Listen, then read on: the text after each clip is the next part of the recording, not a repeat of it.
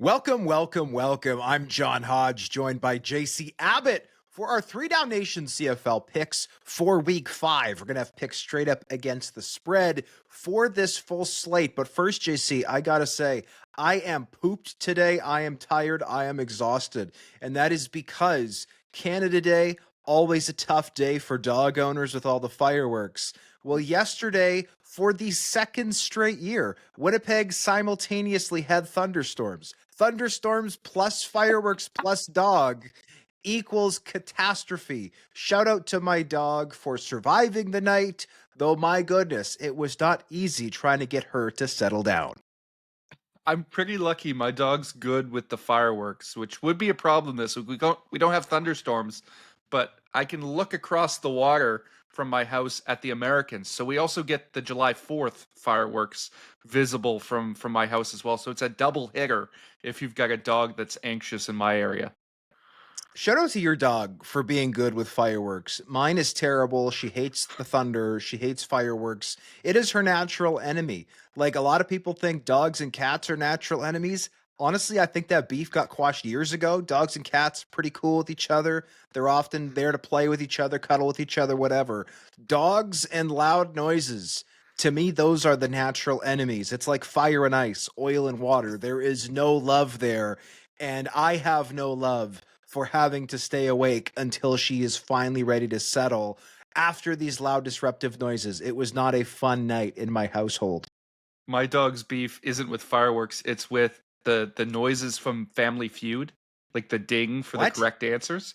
Oh, it drives him insane. It's the only thing he barks at. He normally, if he hears a sound outside, he just sort of chuffs. He goes, but if he hears the dings from Family Feud, he goes ape. Wow. Family feud. So he's got a feud with the feud, is what you're saying. He's got a feud with the feud. He has a thing against Steve Interesting. Harvey. Apparently, yeah, apparently. My dog loves she doesn't react to anything on the TV.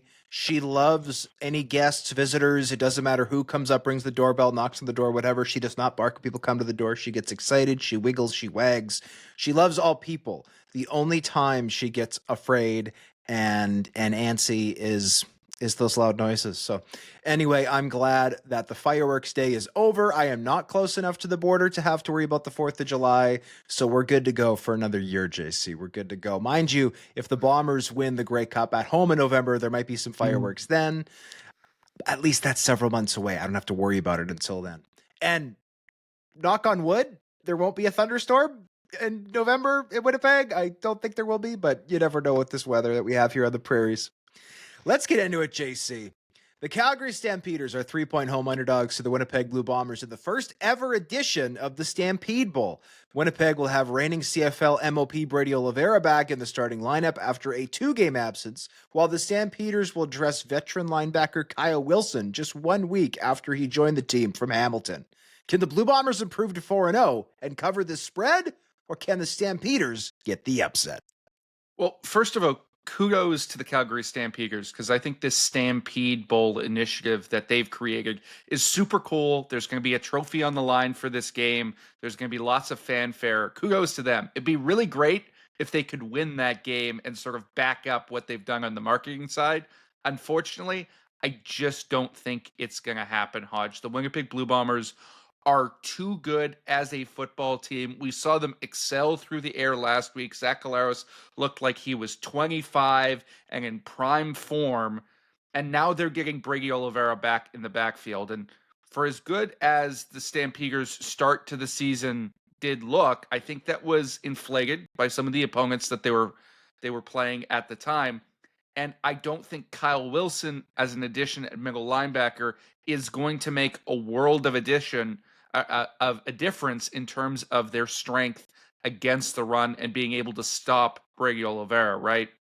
He didn't do it for the Hamilton Tiger Cats, so why can you expect him to do it for the Calgary Stampeders? I think that's a bit of a fool's errand.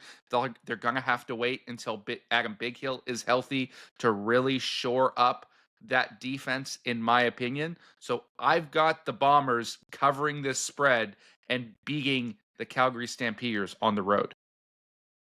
I've got the same pick. Adam Big Hill will not dress, as you said. Also at Reggie Bagleton with a leg Mm. fracture. He's obviously out long term for the Stampeders. I think that's a big loss. He's their best receiver, in my opinion. And look, I'm high on what VA has been able to do in this offense. He's yet to throw a touchdown pass, which is wild, but the stats I don't think speak as well as he's played. And I do like some of their other targets. Jalen Philpott, I don't know if you can call it a breakout year because I think he's already broken out, but he seems to be ready to take his game to 1,000-yard level. Tevin Jones, I think, has a nice deep threat option. Dominic Rhymes started coming on a little bit for them last game. And the offensive line has been solid despite an injury to Bryce Bell, who got moved to the 6-game injured list. But I don't think this Calgary team is there yet. Yes, they're 2-1 right now. Full credit to them. Well, they beat Nick Arbuckle and the Toronto Argonauts. They beat a very, very out of sync Hamilton Tiger Cats team week 1. There was a time when Dave Dickinson was darn near unbeatable coming off the bye. Yes, the Stampeders are coming off a bye.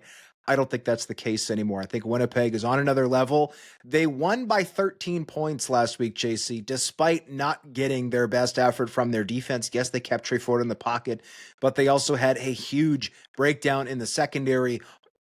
Miscommunication, according to Jamal Parker and Evan Holm, who I spoke with after the game, on a 70-yard touchdown to Keon Julian Grant. And offensively, this team did not play very well when they went to BC and won in week 3. So if this team was able to put together a full phase game, I don't think the Bombers just win this game and cover the spread. I think they win it by double digits. And getting Brady Oliveira back against a team that, as you mentioned, with the injuries and the linebacking core, has struggled against the run at times this season. I don't think this game has to be close. I'm happy to get Winnipeg at +3. I would be happy to take them up to certainly 5 points, maybe even as high as a touchdown. The Hamilton Tiger Cats will visit the Toronto Argonauts on Friday night for the first of 3 meetings between the rival clubs this year. Though the Argonauts opened as short underdogs, this game is now a pick'em. Both teams are coming off their first wins of the season as the Tiger Cats shocked the previously undefeated Montreal Alouettes, and the Argonauts got 2 non-offensive touchdowns to beat the Redblacks. Who will win this weekend's Battle of Ontario? Full credit to the Argonauts for the win last week. Derek Sluka having a legendary breakout game with a 105-yard fumble return touchdown, a 120-yard blocked field goal return. That said, you're not going to get miraculous 100-plus yard touchdowns from your defense and special teams every single week. Without those, the Argonauts would have lost that game to the Redblacks, as we picked on our show unsuccessfully last week, JC. We both had the Redblacks in that one. That was not a fruitful pick. But again, this is the CFL. Anything can happen. That's one of the things that makes this league great and entertaining.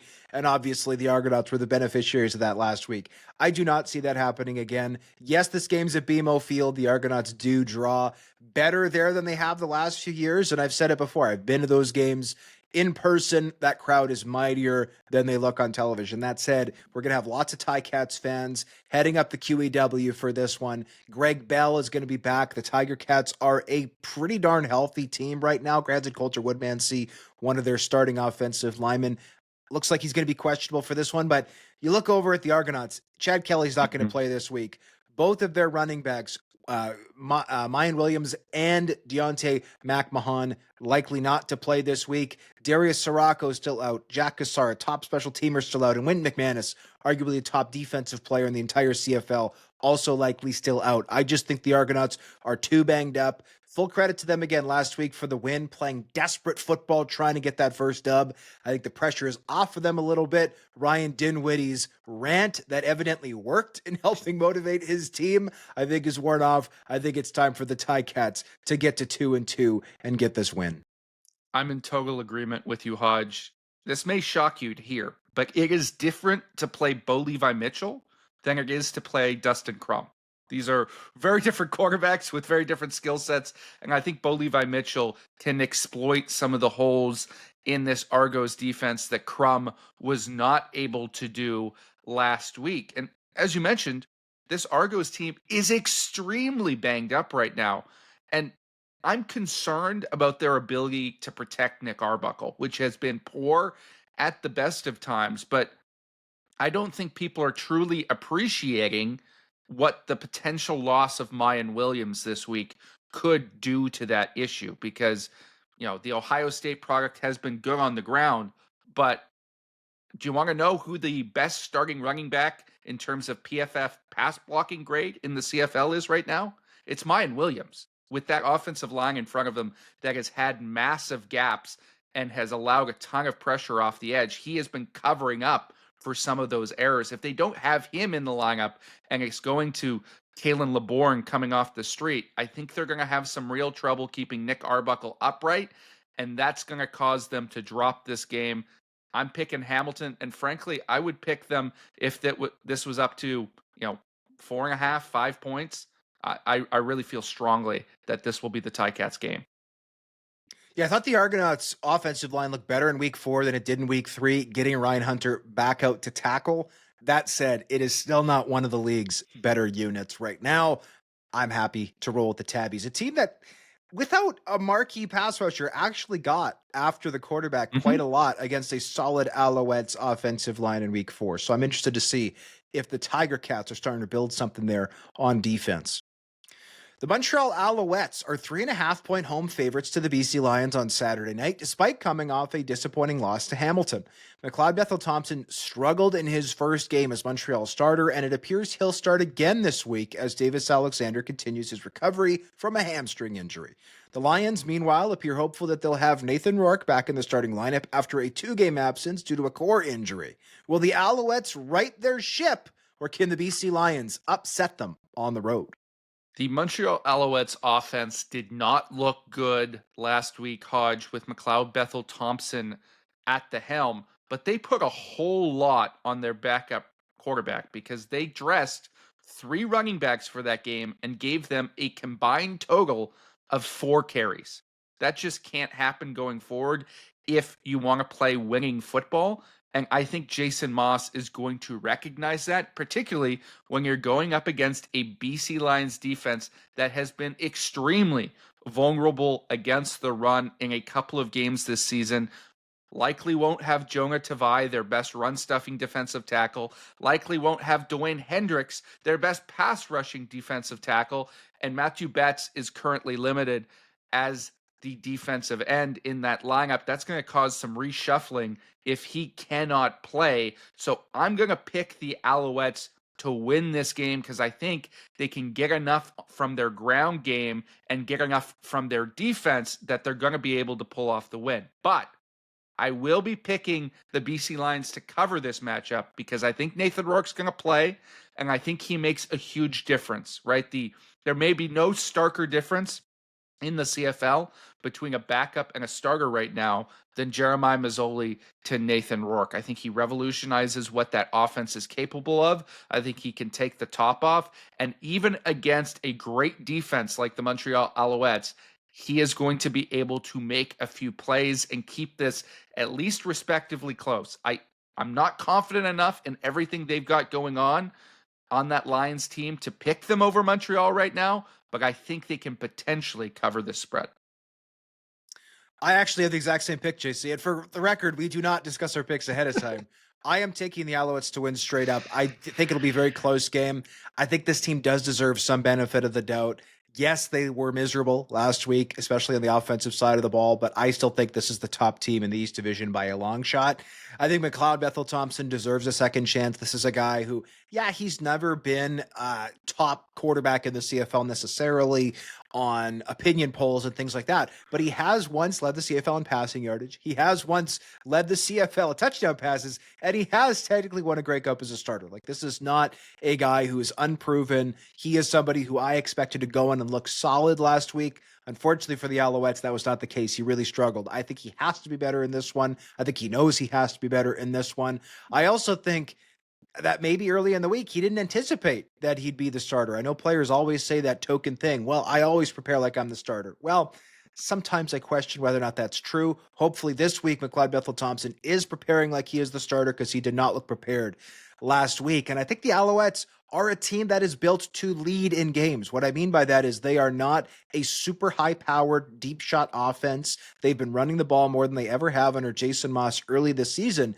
and their defense loves to swarm to the football, keep everything in front of them. And that recipe works really well when you get a couple of early takeaways, put together a nice touchdown drive to start the game, and you can be more conservative down the stretch. I think what bit them last week is they fell behind early, and especially without David Alexander pushing that ball down the field, they struggled to come back, right? And I think that's what bit them. So if there was a competent defensive line, like a top defensive line for the BC Lions, I'd still be tempted to take them to win this game. But the injuries, as you laid out to Hendricks and Betts, are scaring me. Matthew Betts was a man possessed against the Saskatchewan Roughriders last week. Unfortunately, that elbow injury looks like it will keep him out this week. That's not guaranteed, though. Stay tuned to 3.nation.com as the week progresses. But I will take the Montreal Alouettes to narrowly get the win at Percival Molson. It's also a long trip for BC. That's the longest trip currently in the CFL, Vancouver to Montreal. I think that's a bit of a knock as well. So regardless of whether Austin Mack plays, he was DNP, by the way, with a hamstring injury on Tuesday. I'm taking the Alouettes to win this game, but a close one. I'm happy to take the BC Lions plus 3.5 against the spread. And again, if that D-line is healthy, I might just take them straight up as well. The Edmonton Elks are 1.5-point home underdogs to the Ottawa Redblacks on Sunday, where they'll look to avoid falling to 0-4. Edmonton showed improvement this past week, but still lost by double digits to the undefeated Blue Bombers, while the Redblacks appear to be getting franchise quarterback Drew Brown back from a hip injury that's cost him the past 3 games. Can Edmonton get a much-needed victory, or will Brown lead the Redblacks to a win on the road? The Edmonton Elks cannot catch any breaks. They put together, I thought, quite a nice outing, nice effort at Princess Auto Stadium. Unfortunately for them, they just ran into a buzzsaw with Zach Collaros having the game of the year so far for him. And of course, a rollicking, sold out crowd in the Peg. That said, they've now got a home game here. And instead of drawing Dustin Crum, instead of drawing Matthew Schultz like the last few Ottawa Redblacks opponents have, it looks like they're getting Drew Brown. And the Redblacks have also made a shuffle on their offensive line, cutting starting right tackle Darta Lee, which I think is a smart move for them. Darta Lee had a really nice fumble recovery in week 4. He did not excel, however, in pass protection, as Dustin Crum was forced at times to run for his life. So when you've got a reshuffled offensive line, you've got Drew Brown, who looked very good in week 1, distributing the football over 400 yards in that great receiving core that the Ottawa Redblacks have. I just think that's going to be a little bit too much firepower for the Edmonton Elks to handle. I don't want to sound like an Elks hater. Again, I liked what they did on special teams this past week. They got a takeaway in Winnipeg. I thought their defense showed strides. Let's remember, yes, there was the Carrick Wheatfall touchdown, but Devondrick Bynum was in really good position to stop that play. The deep shot to Nick Debsky was, again, a well-defended play. Debsky, I thought, just made an exceptional play, and they also completely stifled Winnipeg's run game for the first 3 quarters of that matchup. So Edmonton, I think, is heading in the right direction. I know their fans are not very patient right now, given how poorly this team has played the last few years, and I do think this will be a competitive game. Trey Ford had arguably his best game as well. I just think this is too tough of a matchup. I will take the Ottawa Redblacks to win and cover this short spread. If this spread was up to a field goal, I'd be more tempted to take the Elks to cover. But right now, at almost a pick 'em, I'm going to roll with Drew Brown and the Ottawa Redblacks. I think the Elks are falling to 0-4. Hodge, you missed the most intriguing part of this game. It's the Ed Hervey, Eugene Lewis grudge match. We're finally getting it. Absolutely. After all the talk this offseason, now we finally get to see what this year's Edmonton squad looks like going up against Eugene Lewis. Frankly, I don't think that's going to be a huge factor in this game, but it will be a fun storyline to watch as we get closer to kickoff on Sunday. Logically, I'm with you, Hodge. I think the Ottawa Redblacks have the far superior offensive weapons. I think having Drew Brown back under center is going to make a huge difference for them. But in my gut, in my heart, I have a feeling, because we talked about on the podcast, this is about as close to a must-win game as you can possibly have in week 5. The Edmonton Elks need to show something. They need to show something at home if they want to have fan buy-in, if they want to get butts back in seats, if they want to prove everything they did this offseason. They can't drop to 0-5. And I think they know that. And I think Mark Killam knows that. And if there's anybody in the league I trust to go and stand on a table and rally the troops at a moment like this, it might be Mark Killam. It'll be his first time to do that as a head coach, but he's a guy that people want to run through walls for. So I think we're going to see a bit of an emotional jump from the Edmonton Elks in this game because they need to show something and they know it. I think that will be just enough to get them past the Redblacks in this game. I'm calling the upset for Edmonton. It should be noted the Elks have had a very tough schedule so far. Week 1, they had to go into a 52,000 crowd BC Place for the Snoop Dogg game. Week 3, they have Montreal. Week 4, at Winnipeg. Like, these are all miserable games. That said, they've yet to even cover a spread, right? As much as they have shown some improvement, they have not covered a spread so far this season. In fact, they've not really come close. They were 4.5 points off covering the spread in Montreal, and that's the closest they've been. So I don't hate your pick, JC. Again, I think the Elks are an improving team, but personally, I believe 0-4 is in their future. For JC Abbott, I'm John Hodge. We thank you as always for checking out our 3 Down Nation picks. We'll be back Monday for a full podcast episode.